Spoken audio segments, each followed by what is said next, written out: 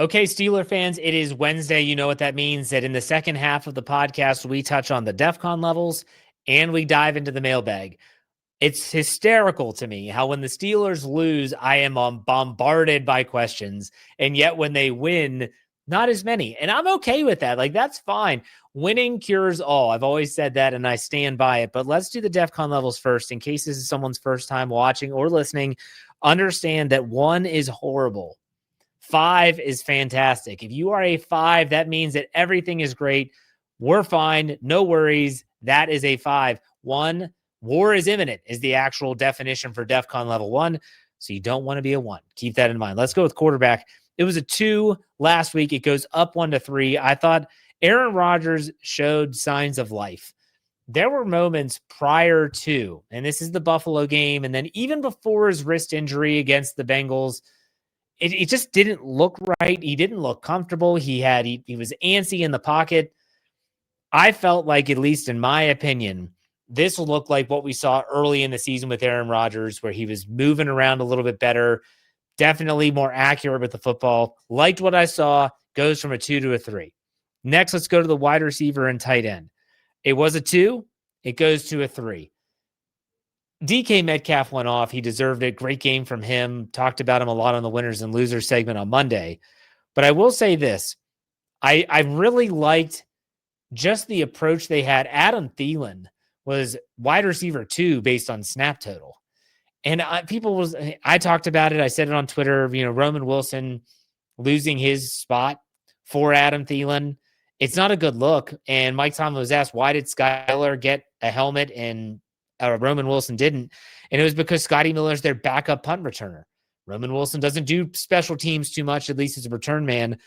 But when you have Marquez Valdes-Scantling, and I don't know if he'll get promoted next week or not, but when you have him and you also have Adam Thielen on the field, they're big targets.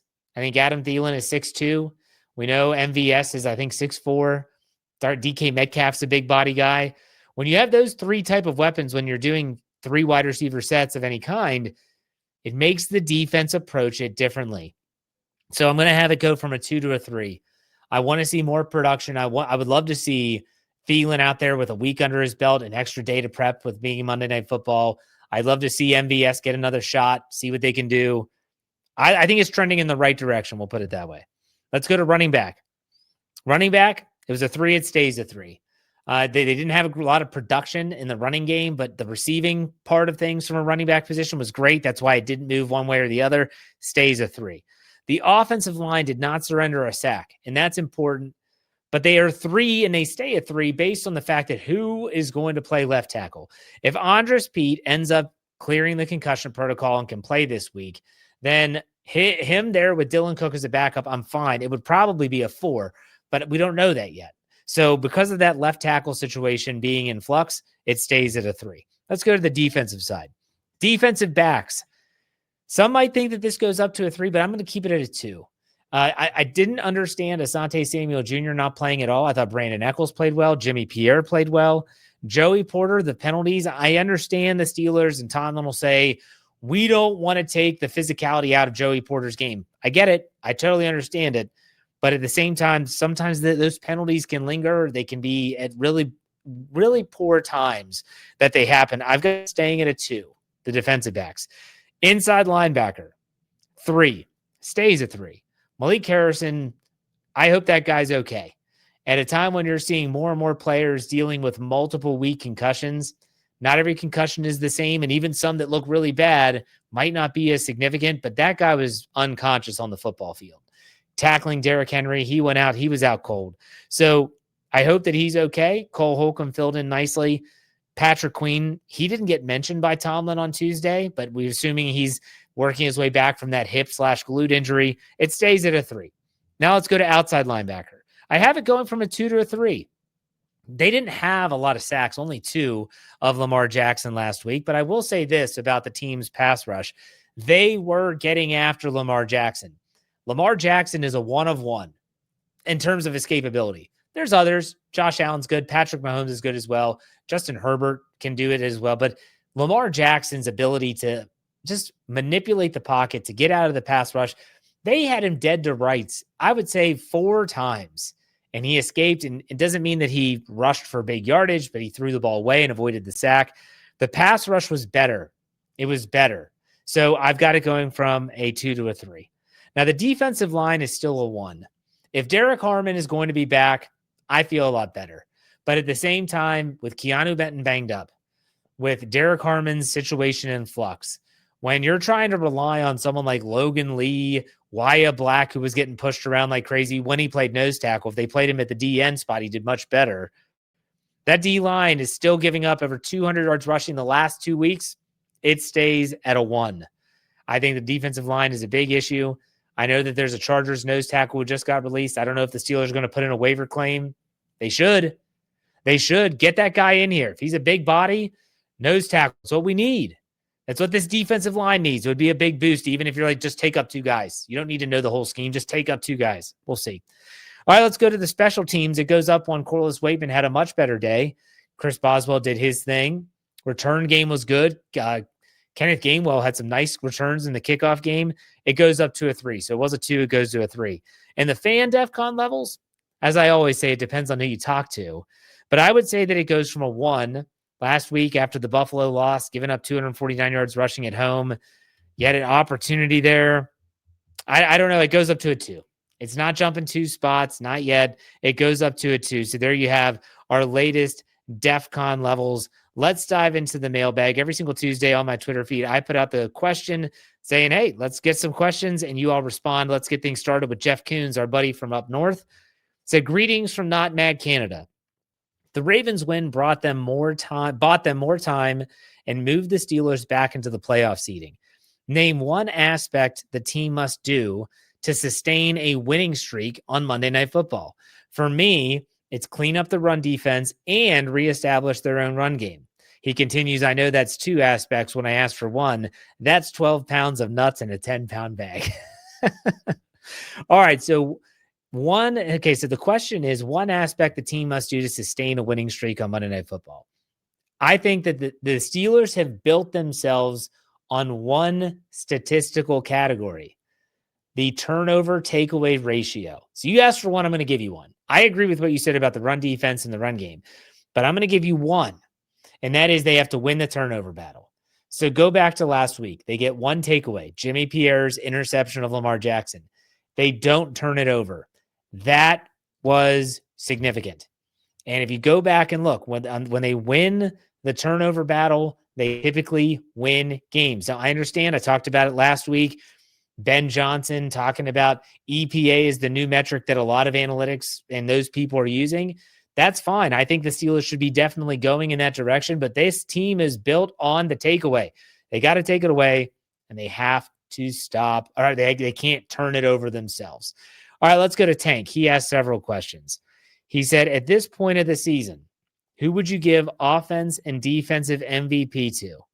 Tank says, my vote is Herbig and or Ramsey and Fautanu or Washington on offense. All right, so offense or defensive most valuable player?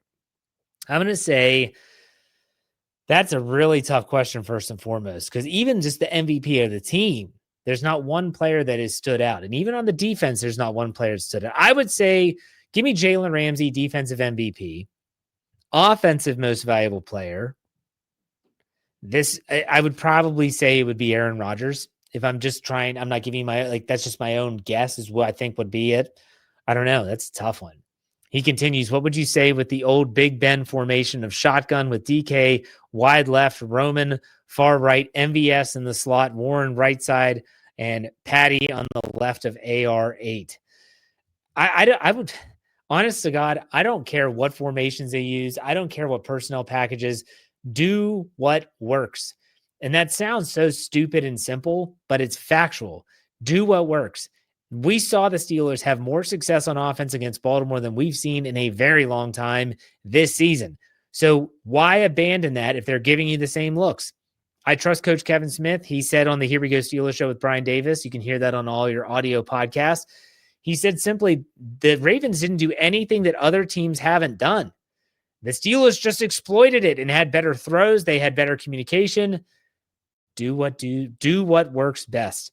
Let's go to keep going with Tank. He said, minus the fourth quarter offensive absence, do you think the Steelers can do enough to make magic happen the rest of the season, or is that dependent on Mount Washington?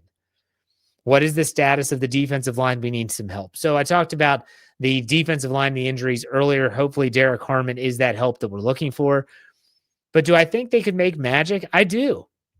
I said this on the Winners and Losers podcast on Monday. There are signs of life for this team.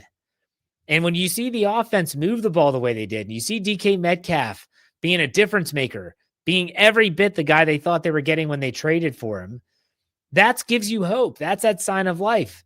They got to get some other pieces involved. So maybe Thielen in his second week, that guy only had a couple practices before he was thrust into the lineup last week. Maybe he's the guy. I don't know. We'll see. But I do think there could be some magic. And the last one from Tank, stemming from the post-game podcast, I'm raising a young Steelers fan that has already picked up superstitions. He thinks the Steelers only win while he's wearing his black TJ Watt jersey. So tell Brian I'm going to need his connection for jerseys. I will say this. I grew up being a very superstitious guy myself. And there is still a part of my brain that is very superstitious. There's a part of my brain that still thinks, if I do this, this might happen. It's taken years for me to get out of this. And it's not just with the Steelers. It's with everyday life. It's with athletics. Like if I'm golfing, stuff like that. I do your best to try and make it clear to your son that it's not based on what he's wearing, where he is, who's there, who isn't. It's the best advice I could give you. Let's go to King Tibbs. Hey, Jeff, what do you make of Roman Wilson's situation so far this season? Can't be a good sign if he's a healthy scratch, so now I'm worried. Yeah, I get it. I felt the same way when I saw the inactive list, and I'm like, really? Like, he's a healthy scratch? When you have someone like Scotty Miller, Mike Tomlin did help explain that a little bit in his press conference, saying that Scotty Miller's the backup punt returner. So if something were to happen to Calvin Austin III, who's going to return punts? Keyshawn Williams was inactive as well. So that was the reasoning behind it. It wasn't necessarily that Roman Wilson isn't up to snuff. And again, I'm going to lean on Kevin Smith. He's a guy I trust more with the X's and O's than anyone else because he follows the Steelers and he understands what they're trying to do. He has said by watching the film over and over again, Roman Wilson is getting open, but for whatever reason, they are just not connecting. So they tried something different. It worked last week. Will it work again this week? Will they promote MVS again? We'll see. But I'm not going to abandon Roman Wilson just yet. Even if he doesn't play much anymore this season, I'm not doing that just yet. And let's finish this up as we always do with Steeler Fan 69. He had several jokes. Here we go. Why does Waldo only wear striped shirts? He doesn't want to be spotted. Okay, the next one. Breaking news. Katy Perry is dating a former Canadian Prime Minister. Is it Trudeau? And next, have you seen Elton John's new stand-up comedy special?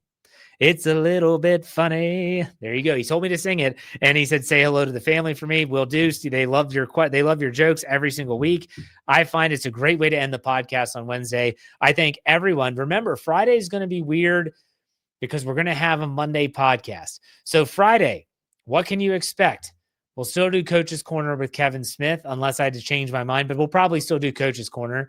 Maybe that'll be the crux of the podcast on Friday. Monday, we'll do Keys to Victory, and it should be off and running from there. So it's a little bit scheduled, different than usual, but with the Steel Curtain Network, wherever you get your podcast, steelcurtainnetwork.com. Check out that website, totally free, growing rapidly. I want you to be a part of it. Go there, steelcurtainnetwork.com, very top, create an account. You can comment, you can interact with me. I check out all the comment sections, especially of my articles. So do that and make sure you check out everything that we have to offer wherever you have your social media fix. Find us there, Steel Curtain Network. That does it for me, folks.